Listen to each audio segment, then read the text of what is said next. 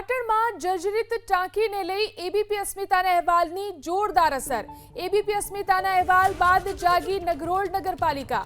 Filter હાઉસની બાજુમાં નવી બનેલી ટાંકીમાં ફરી પાણી ભરવાની શરૂઆત। નવી ટાંકીમાંથી જ શહેરીજનોને અપાઈ રહ્યું છે પાણી। એબીપી અસ્મિતાના અહેવાલ બાદ જૂની જર્જરિત ટાંકી ફરી કરાઈ બંધ। ગઈકાલે જર્જરિત ટાંકી ભરી દેવાતા થઈ રહ્યો હતો પાણીનો વેડફાટ। તો જોઈ શકાય છે કઈ રીતે આ પાણીની જે ટાંકી છે તેને લઈ અને તેમાંથી પાણીનો વેડફાટ થઈ રહ્યો છે। ત્યારબાદ એબીપી અસ્મિતાએ જે રીતે અહેવાલ પ્રસારિત કર્યો, નગરોળ નગરપાલિકા ત્યારબાદ જાગી અને ફિલ્ટર હાઉસની બાજુમાં જે નવી બનેલી ટાંકી છે તેમાં પાણી ભરવાની શરૂઆત કરવામાં આવી છે। નવી ટાંકીમાંથી શહેરીજનોને અત્યારે પાણી અપાઈ રહ્યું છે। એબીપી અસ્મિતાના અહેવાલ બાદ જાગી નગરોળ નગરપાલિકા। ફિલ્ટર હાઉસની બાજુમાં નવી બનેલી ટાંકીમાં ફરી પાણી ભરવાની શરૂઆત। નવી ટાંકીમાંથી જ શહેરીજનોને અપાઈ રહ્યું છે પાણી। એબીપી અસ્મિતાના અહેવાલ બાદ જૂની જર્જરિત ટાંકી ફરી કરાઈ બંધ।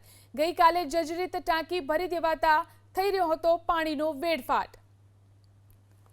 તો જોઈ શકાય છે કઈ રીતે આ પાણીની જે ટાંકી છે તેને લઈ અને તેમાંથી પાણીનો વેડફાટ થઈ રહ્યો છે। ત્યારબાદ એબીપી અસ્મિતાએ જે રીતે અહેવાલ પ્રસારિત કર્યો, નગરોળ નગરપાલિકા ત્યારબાદ જાગી અને ફિલ્ટર હાઉસની બાજુમાં જે નવી બનેલી ટાંકી છે તેમાં પાણી ભરવાની શરૂઆત કરવામાં આવી છે।